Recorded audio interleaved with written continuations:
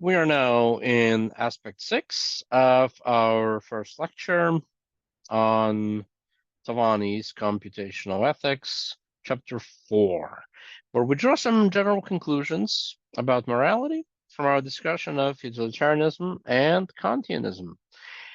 One, the key theme here is impartiality, and the second key theme to morality is that of equal moral worth of individuals, or a kind of a moral equality.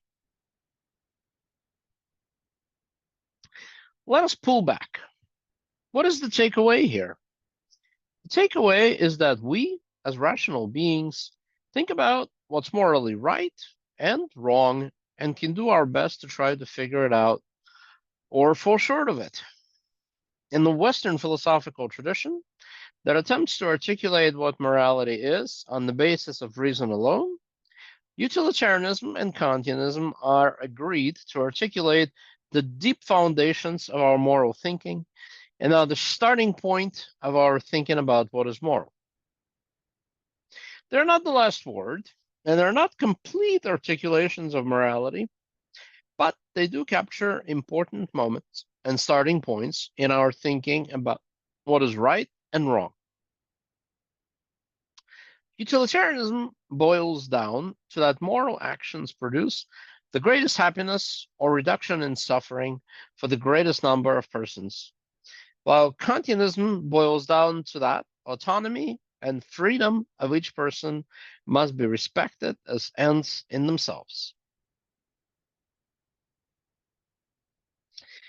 If the above puts us on the right track with regard to thinking about what is moral, then we must mention that at the basis of moral thinking is rationality that is impartial and treats persons as having equal worth, putting aside all preferences for oneself or those near and dear to one, removing all privilege and exceptions.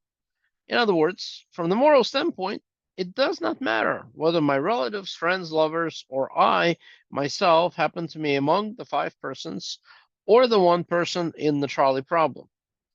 From the moral standpoint, everyone is treated as having equal moral worth. This means that neither egoism nor altruism are theories of morality, as both deny the fundamental moral equality of all moral beings.